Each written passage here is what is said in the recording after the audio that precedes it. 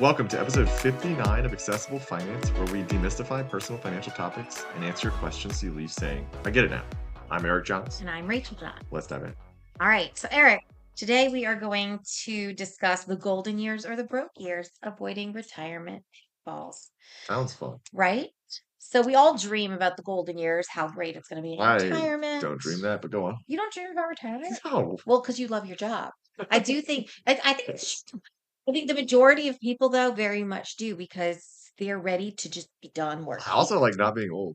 Well, What? It's funny and true, right? Come on. well, no, but sometimes I think that you can still retire at an age where if especially if your financial plan is solid enough where you could still do all the things that you were doing before and now you have the time to do it. And we've seen more and more a movement towards that end of Yeah, people fire. wanting, it's not even just fire, like we're talking about people who aren't necessarily retiring 20 years early or even 15 years early, but just early enough to say, like, I want to be able to enjoy retirement. I don't want to wait until I'm physically limited Right, right, to right. be like, let me Sure. go do the things. Right. um so you know, you're looking towards retirement, you're excited about retirement, but without a solid plan, you could easily have them become the Yeah, broke years. could be unpleasant. Exactly. So how do you avoid spending your retirement on instant noodles instead of the things that you really wanted to do? So there are a few common mistakes here. There are certainly more that we're not discussing, but these are some of the bigger ones. Okay, let's hear Um, them. so I'm excited. all right. Pitfall number one, Yep. outliving your savings. So you Okay. plan for 20 years of retirement. What if you live for 30? That's sad. Yeah, you just start counting pennies in a coin jar and hope So, it works out for you, right. So right? this is one of the this is a common problem because a lot of Mhm. people will say, hey, wait, like when you do financial plans, how come it always seems like you have an excess, right? Mhm. Like, well, we can make a perfect financial plan if you can tell me the day that you're going to die, Yeah, but no one knows, right? So we have exactly. to guess, and it's probably better to overshoot than undershoot in that regard. Well, and the reality is that we have longer life expectancies. Correct. We're seeing it be longer and longer, Correct. right? And so most, or not most, but many retirees, especially if you're trying to DIY it, or you're looking towards maybe when your parents passed or someone that you know, tend to underestimate how long their savings has to Yeah. last. No, you're right. It's really daunting thinking like I'm retired now. I need my savings to last 30 years. 40. Sure. Yes, exactly. So there becomes an increased importance in longevity planning. Mhm. And so then how would you think about that and what kind of strategy would you implement? Default is about 90. The idea is when we're getting close to that age, we can tweak things to find out how there. It depends is everyone's least favorite answer, but unfortunately it's the most applicable, like most correct answer in most cases. So like there are It's things very you can do though, personal, right? yeah. So there are things you can do. You could actually like run your plan, like run your portfolio down with based on your expectations. You could run your portfolio down to age 90. Well, what happens if I live to 95? Hmm. Well, if I have like $1.5 million house, maybe I can pull some equity out of that. You could do that. You could have arrangements with your kids where they're going to essentially like kind of they're gonna facilitate the money instead of the bank stepping in there, right? So you could get like a home equity line of credit or a reverse mortgage, Yeah. but instead of letting the bank make that interest and take possession of the home at the end, you could actually just do the same thing with your children, Yeah. right? So they could That's a help good you. point. They could fund it for you. But the idea is you might have some assets that you're comfortable that you don't really want to, you're not excited to liquidate, but at Sure. the point in time, like you're 90 plus, you may actually need like assisted living. So it may actually be just prudent to sell the asset. Now you have another Correct. 1.5 mil to pay for the assisted living Correct. my hypothetical scenario. Maybe you have Hmm. 200, 300K house, whatever. Like it just changes the math, but it doesn't really change it doesn't meaningfully impact your strategy. Right. And so you could plan for that. And I know I just exclusively talked about, reverse mortgages, but there are, other considerations Hmm. that you might have. Like some people might just not have that fallback. Maybe they're renting. Okay. Let's Right. just assume they're renting. Sure. So what do we do there? Well, we have to have real conversations about what they want to have their end of plan target be. Yeah. Like worst case scenario, you have no assets anymore. Like you can go on Medicaid. Like the Hmm. government doesn't usually just throw you out on the street. You know what I mean? Like they're gonna facilitate this somehow. Sure. If you've paid into Social Security and Medicare, you should have some coverage there. So it depends on your preferences and how you want to do the planning, but there are options. And I will say, if we're working with somebody who's in their 50s, right? We plan for our clients to hit 90 unless Hmm. there is a reason or a desire from the client to plan otherwise. Sure. But Mhm. again, that does not have to remain static. right? Correct. So Yes, as you're exactly. 60, as you're 70, like these are levers that can be pushed and maneuvered. And so if it looks like, at 80 that you're doing great. You Yeah, you're expected killing it. medical complications that are just not there. You're worried Yeah. now about living to 95. We can truly run Start scenarios. mathing out what that looks like. Exactly. So there are plenty of things that you could do long before you've reached 90 and you're like, spent all my money, now what? Right, right, So right. there are definitely things. But that is definitely one of the top mistakes that I see all over the places. Oh my gosh, I'm living longer than I thought I would. My savings is like Sure. down to nothing. Number two, underestimating healthcare costs. So retirement might mean more free time, but it may mean more trips to the doctor, and we know those are not free. So Correct. Yeah, I mean, there's a lot to talk about with yeah. Medicare and Medicare supplement plans, and then Medicare Part D, which is just prescription drug Mhm. coverage. They're actually This is kind of funny, little aside. There is no like governmental covered Medicare Part D. The Mhm. government will help to subsidize Part D that's provided by private insurers, but there's no actual like people think that, I pay for Medicare Part D and there's actually Exactly. You subsidies. think it's through the government. Yeah, there are actually Yeah. surcharges for Medicare Part D, but that has nothing to do with like government provided plan. Whereas like Mhm. Medicare Part B, there is a baseline governmental coverage. They Yeah. actually just pay 80/20 on the whole thing and there's like a $240 deductible. Mhm. Sorry, I know this is really No, but I mean, just if we're talking to people who are super worried, engaging and fun to listen to, right, guys? you do Um, know a lot I about mean, I'm sorry, but that. the idea And you don't, is well, I mean, I'm glad you do. Someone needs to. that's Um, um, but it is very easy, I think, to underestimate how much the medical costs are because at the point in time that you're starting to look at those, are very likely to be at the healthiest that you're going to be moving correct, correct. forward. There's like yeah, and there's two ways to pay for Medicare. You can actually get it age rated or I forgot, I think it's plan rated or something like that. But Yeah, it was like, point is it can your premiums can increase with age or they can stay kind of flat, but they're gonna be higher earlier than they would be later otherwise, right? Does that correct. make sense? So if it's age rated, if I'm 60, I'm gonna be or 65, I'm gonna be paying a lot less than Yeah, if it's I'm 85. bracketed by like these Yeah, or there's kind ranges. of like a much more flatter fee structure. Right. Whereas like my premium might be like, let's call it $500 a month at 65, or it's just $1,000 a month flat, but I'll pay that at 65 through 85 Yeah. versus $1,000 or 565 and then like $2,000 at 85. Right. So then So it anyway, it's the even. idea is that there's some fluctuations there.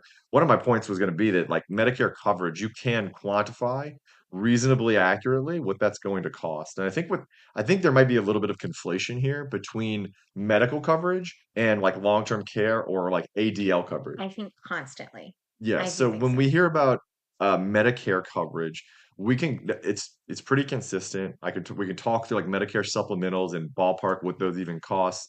We did They're an not episode actually particularly that I think we did about it. So if it is something yeah, that you're interested in doing, it's definitely worth looking back at some of our right. prior We actually ones. even quantified, We did. some We went through numbers that some we numbers. used. And again, these are the kind of things that when you're sitting down working with a professional, they will be like working out, mathing out for your specific scenario so that you can really have an informed Yeah. opportunity to make a decision. And I can just ballpark back in the envelope if anybody's super concerned about like Yeah. Medicare plus Medicare supplemental. Your Medicare coverage is going to cost you just your IRMA adjustment, which is going to your baseline coverage. If you make like, let's assume your taxable income is like 10K, your baseline coverage is going to be like $174. Let's call it 175. It's like 174.80 something or whatever, 90 something. I don't remember, but it's close to 175. Okay. 175 a month, and then you can buy like a Part G, which is going to be like standardized. So when you hear like a letter, they're talking about Medicare supplemental rather than Medicare Advantage. And call me if you want to know the difference. I'm not going to derail that hard. But I already did. So I was looking anyway, at your dad. quantification is 175 a month baseline plus your IRMA premium adjustment. Basically, if you make more money, the government says you got to pay me more a month. Yeah. Same coverage, same everything, but you're paying me more because you make more. Just Right. progressive taxation. That's America. That's how this works. Hmm. So anyway, that's the baseline, and then you can add like a Plan G supplemental, which will cost you. The costs vary there a little bit, but it's call it ballpark $200 a month. Yeah. So you pay your 175 plus your 200. Let's round up to 400 Yep. times 12. That's 4,800 a year for that's your hospitalization and medical. Then you're Yeah. going to have like a Part D coverage, which also has surcharges based on how much you make. You pay more the more wealthy you are, the more Hmm. income you're going to have. Modified adjusted gross. It's not just AGI. Anyway, Well, it can be a really overwhelming cafeteria plan. there's a lot of costs, and it feels Yeah. like they're trying to nickel and dime you, but Yeah. like it's pretty easy to quantify is my point. And the Right. quantification will still likely be ballpark, let's call it 6, 7K a year. Mhm. right? For most people, if you make a ton of money, maybe it'll be, 15K a year. But the idea is And you're that's going to adding cover a lot over. of your medical. But then we're talking, if you talk about ADLs or activities of daily living, um, and then you need help with that, you're looking at hiring like a home healthcare nurse. You need, that we've talked about the ADLs before. It's like We have clothing, bathing, toileting, toilet, yeah. transferring, that kind of thing, right? We So do. I it's think there's like it's 7 or stuff 8 of that, them. nobody's happy to lose the capability to do, Yeah, and it costs you to do so, frankly, right? Like, so you it either need to does. move into an assisted living It does. facility or long-term care facility, right? Like those kinds of things are going to cost more money, and that's not covered by Medicare Medicare. or Medicare supplementals or Medicare Advantage. Correct. They're not covering that. That's not considered medical care in their mind. Correct. So this is So either you're going to where have to you go to a nursing home, you're going to have to long-term pay for care, somebody to help you. insurance would kick in if you have it, Correct. If right? you have long-term Or care if you're insurance, then it's usually self-insuring. 2 out of 6 ADLs. Yeah.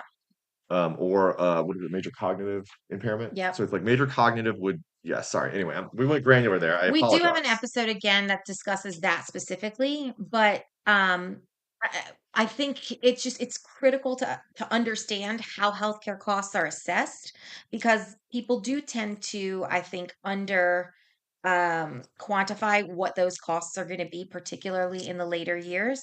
And so it's really easy to lose sight of how important making sure that you have enough Yeah, money to fund that right. is. If you don't have long-term care, you need to be you need to have the Self-insuring. assets to cover it, basically, Correct. right? Or you need to be planning for Medicare, which is Exactly. not something we would mostly encourage clients to do. Yeah. Exactly. Because So that's Medicare something means that you has basically to have no be money yourself. You're putting money in a trust, so you you've care basically more yes. about your kids than your own, like, I Right, right, guess, right. quality of life at the end. So yeah, I mean, it's something that should be factored into the plan and is a common pitfall or mistake in retirement planning if it's not there. Mhm. Um, Mistake number 3, and we discussed this briefly in one of our earlier podcasts in this, Serious? yes, which is the over reliance in Social Security, right? So Social Security is great. It's great that it's there. It's not really a winning lottery ticket. It's more of like a Right. really crummy consolation prize, right? Like, I mean, The program is relatively robust. It's pretty good insurance against it's pretty good for, longevity insurance, and it yep. has inflation adjustments, which are going to be probably under the rate of inflation for a variety of reasons. But if you're But looking to replace your income, right? Like it's it's not intended to be a income. pension or an income replacement. Correct. It's supposed to be a fallback if Correct. you essentially fail to plan otherwise. Correct. That's the goal. And it still pays you as if that weren't the goal, right? So like it's gonna pay out. You're gonna have to calculate, and we can and would calculate based on your social Absolutely. security statements what exactly you're gonna get, and Mhm. then see how that impacts your plan. Some Correct. people will have 10% of their spending covered. Some people will have closer to 80, 90, or 100% or more of their spending covered. Some people have 130% of their spending covered, and some Yeah. have 10. So the It idea is for varies some people, widely. it's completely irrelevant that they even have it. Correct. And for some people, if they didn't have it, they would be on the streets or destitute, right? Correct. And that is, I think, the The variance reason, is enormous. and that's why I'm bringing this up, is because one of the thread discussions that I saw, it's a lot of people really well intentioned weighing in and trying to help one another. However, if you don't have the ability to see aerially or like a big picture, how vastly different it affects people, you may be guiding them erroneously. So there were lots of people in there like, "Ooh, Social Security covered almost all of my expenses. I Oh, only right. needed a little blah blah blah." Yeah, yeah, anecdotes only go so far here. Correct. And so all of these other people are like, "Great, I was really nervous my Social Security wouldn't be enough." And I don't think that a lot of people realize how varied the amounts you're receiving in Social Security are, how different it can be if you have a couple versus an individual. There's so much that goes into it, not to mention what your cash flow situation is or your spending patterns. There's so much. So to assume that Social Security was going to be enough to cover the bulk of your retirement expenses is Mhm. really, really risky. Correct. No, you wanna have a comprehensive plan of where your distributions are coming from, how that's gonna impact your tax returns, Yeah. and how that's gonna impact your investments and investment returns and allocations and everything else, right? So, you wanna have a holistic view of your disbursements for supplementing your cash flow. Yeah. Okay, so the next one, failing to adjust for inflation. Now, software does a great job of that. We as humans don't tend to do as great of a job. Nope. Um, I mean, I stopped to get gas on the way back from Adam's flag football game the other day, and the kids were like, "Wow, that's cheap," and I'm like, "What?" It's not. I remember it being a lot cheaper. Sure. Our kids don't have that, and so Right. our perspectives were so different. It was really humorous to me because it was under $3, and I'm like, but it's like 9 cents under $3. It was expensive, and so I just.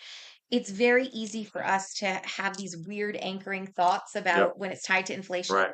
but then to be able to like take that and use it to plan for retirement and make sure that we are looking at income streams that are going to keep up with inflation and Sure. also knowing which income streams are inflation adjusted versus which ones aren't. I Mhm. think it's so important. So how does inflation really eat into your purchasing power Yeah. over time? Yeah, And always think about that, right? Like, especially if you're gonna have fixed income products like pensions and annuities, they're almost never adjusted for inflation. exactly. Well, I shouldn't say almost never, but they, Rarely. rarely. Yeah, Yeah, they're mostly they're gonna be static if they can. It's to the benefit of the insurer or of the course. employer. Right. So you want to think about that. It's also important. One of the things I'd like to mention here briefly is that I think that it's more common than not that you'll hear these prescribed allocations in retirement, like you should be 20% stocks, 80% fixed income or something like I that. see that a lot. We would want to be really deliberate and mindful of why we're saying that and note that that bonds, unless you're in tips or something like that, are simply just not adjusted for inflation. Okay. So if I'm enjoying or earning a 3% return on a bond, or I expect my return to be 3% on a bond folio, and the inflation rate is 4%. Yeah. My real rate of return is like negative a percent. There's math to do. It's gonna be slightly less than one negative 1%, but for all intents and purposes here, it can be Yeah. negative 1%. All right. No, but I mean, I actually saw a chart So in the idea is you're losing purchasing power annually. And correct. if you're in like this 100% fixed income portfolio, you better account for Yeah. that. I almost sent you this, but I thought it would trigger you too much. There was a chart that I saw. No, I really did. There was a chart that I saw that basically had like age ranges, like brackets of age, and it basically had like ideal portfolio and it Yeah, just it's like spit out. 120 minus your age or something like Yeah, that. They do that. There's all kinds of play it by exactly. ear, rule of thumb type things. And We it's don't really generally want to be planning with rules of thumb, absolutely not. It should be highly particularly for individualized. portfolio allocations. I'm not a huge fan. Yeah, absolutely. So yeah, exactly. If you're working with a professional, they should be helping to create investment strategies that will outpace inflation depending upon the aggressive nature or like keep up with inflation and protect the long-term savings. And then finally, um, the last one that we're going to discuss today is not having a withdrawal strategy. Right. Super common mistake, super risky Right. mistake.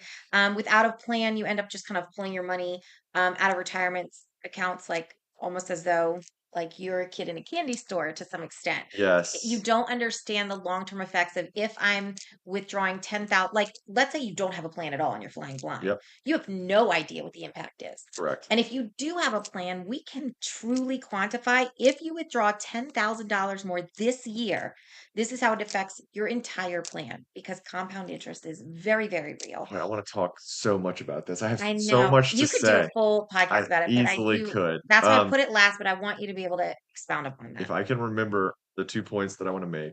One is that when you work, to the surprise of many individuals that are working with tax preparers, Mhm, okay? mhm. Tax preparers are, I don't want to say reluctant, but they're not particularly interested in telling you, but giving you tax advice on what you should do or what impact your decisions are going to have on your return. They prepare your return, Yeah, and then they could say in retrospect, had you withdrawn X dollars less, you would have paid X, Y dollars less in taxes. right. They'll do that kind of work, I guess, right? And they might talk to you even about like where you should be contributing. But the point is, people are typically underwhelmed with the amount of tax planning they receive from their tax preparer. I just wanted to make that point. And But then this, that's why they're called tax preparers right, rather than tax they're looking planners. at snapshots in time. Yeah, They're aggregating your data, they're putting it into their tax forms, and they're making sure it all checks out, and they're yeah, making sure you're taking full advantage of your deductions and your yeah. credits, and they're doing their jobs. Their job is not typically to provide you with forward-looking long-term tax planning. It That's not it's what they do. reactionary for sure. There are CPAs that probably do this.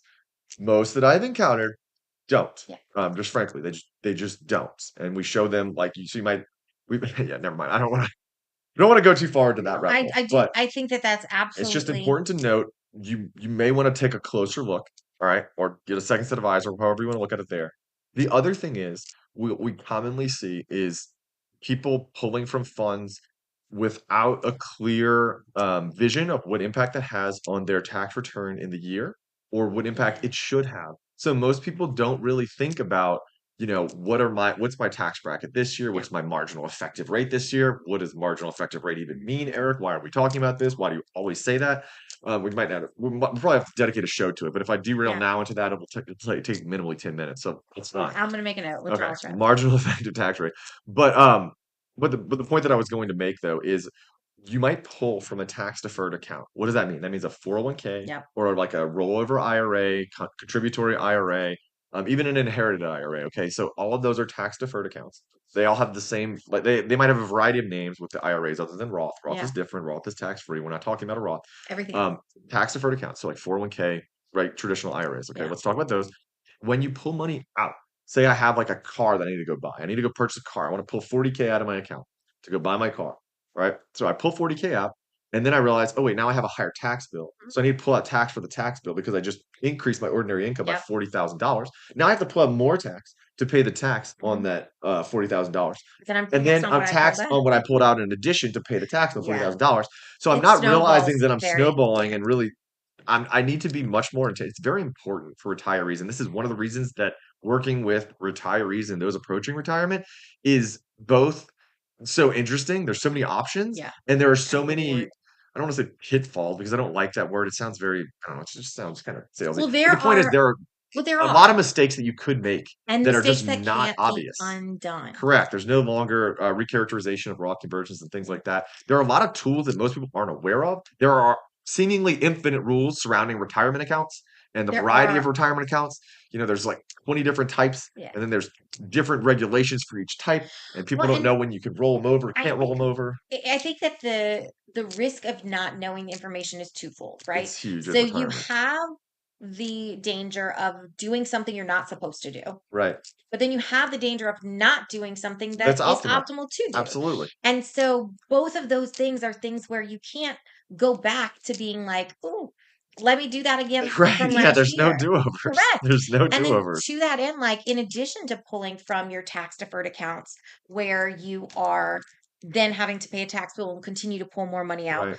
you have these IRMA brackets that exist out there. So you That might don't coincide with the tax exactly. And we brackets. were just talking about Right. paying IRMA premiums that factor into those Medicare costs that we were talking about, right? So if Yep. you unintentionally withdraw something because you want to get your car, you withdraw something from your IRA or 401k, and you've now realized income that has pushed you over that IRMA bracket. Yep. You're not just now paying the tax on that, you're also now paying IRMA taxes on your Medicare stuff. It's so Right. convoluted. And each IRMA bracket's roughly $1,500 a year.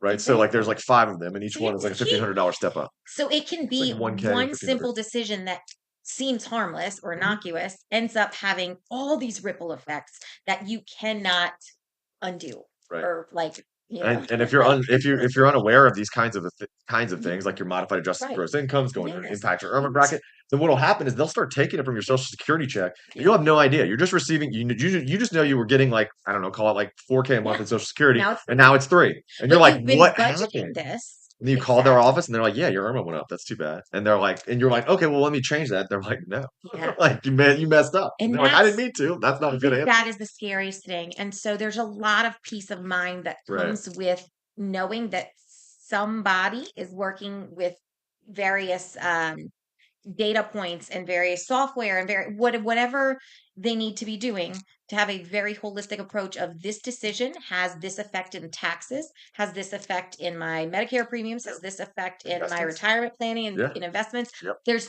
so many different areas that if you're Right. working with like you had mentioned an accountant, right? Like so Sure. let's say Tax that you're preparer. working with a tax preparer. And let's say that they are the tax preparer that works on the front end and will help you with that. They may weigh in on the tax effect, but Right. they may completely miss the IRMA bracket, right? They'll work within the sphere that they are specializing in, Mhm. but there are other areas that it will impact as well. Absolutely.